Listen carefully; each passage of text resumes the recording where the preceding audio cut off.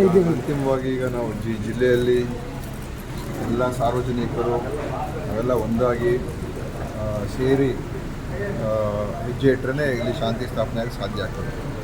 ಅದಕ್ಕೆ ಪೂರ್ವಭಾವಿಯಾಗಿ ನಾವು ಏನೇನು ಮಾಡೋದಕ್ಕೆ ಸಾಧ್ಯ ಇದೆ ಅದನ್ನು ಖಂಡಿತ ನಾನು ಕೂಡ ಮಾಡೋದಕ್ಕೆ ಪ್ರಯತ್ನ ಮಾಡ್ತೀನಿ. ಒಂದು ಶಾಂತಿ ಸಭೆಯನ್ನು ಕೂಡ ಆಹ್ವಾನವನ್ನು ನೀಡ್ತಕ್ಕಂಥದ್ದು ಮಾಡ್ತೀನಿ.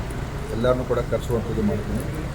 ಮತ್ತು ಎಲ್ಲರನ್ನೂ ಸೇರಿಸಿ ಇದಕ್ಕೆ ನಾವೊಂದು ಮುಂದೆ ಈ ಥರ ಮತ್ತೆ ಆಗಬಾರ್ದು ಮತ್ತು ಜನರಲ್ಲಿ ವಿಶ್ವಾಸ ಬೆಳಿಬೇಕು. ಅದಕ್ಕೆ ಎಲ್ಲರ ಸಹಕಾರ ಬೇಕಾಗ್ತದೆ. ಯಾರೊಬ್ಬರು ಸಹಕಾರ ಅದು ಇನ್ನೊಬ್ಬರನ್ನು ಬಿಟ್ಟು ಮಾಡುವಂಥದ್ದಲ್ಲ, ಎಲ್ಲರೂ ಸೇರಿಸ್ಕೋಬೇಕು. ನಾನಿಂದ ಸ್ವಾಮೀಜಿಯವರ ಒಂದು ಆಶೀರ್ವಾದ ಪಡ್ಕೊಂಡು ಮುಂದೆ ಅದನ್ನು ಯಾವ ಥರ ಮಾಡಬೇಕು ಅಂತ ನಾವು ಎಲ್ಲರಿಗೂ ಚರ್ಚೆ ಮಾಡಿ ಒಂದು ಶಾಂತಿ ಸಭೆಯನ್ನು ಶಾಂತಿ ಸಭೆಯನ್ನು ಕರೆಯೋದಕ್ಕೆ ಒಂದು ತೀರ್ಮಾನ ಮಾಡಿದ್ವಿ.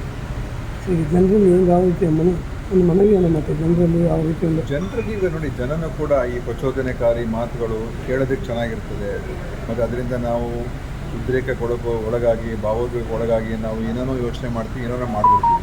ಆದರೆ ನಾವು ಇವತ್ತು ಈ ದೇಶ ಇರುವಂಥದ್ದು ಎಲ್ರಿಗೋಸ್ಕರ, ಎಲ್ಲರಿಂದನೇ ಆಗಿರುವಂಥದ್ದು. ಅದರಿಂದ ನಾವೆಲ್ಲರೂ ಸೇರಿ ಒಂದಾಗಿ ಸಹಬಾಳ್ವೆ ಮತ್ತು ಪ್ರೀತಿ ವಿಶ್ವಾಸದಿಂದ ಇದ್ದುಬಿಟ್ರೆ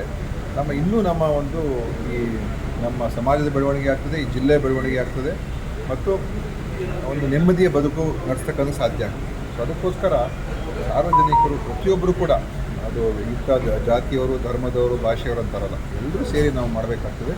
ಆ ನಿಟ್ಟಿನಲ್ಲಿ ನನ್ನ ಪ್ರಯತ್ನ ಕೂಡ ಇರ್ತದೆ. ಎಲ್ಲರೂ ಕೂಡ ಅದರಲ್ಲಿ ಕೈ ಜೋಡಿಸ್ಬೇಕು ಅಂತ ಕೇಳ್ಕೊಳ್ತೀನಿ.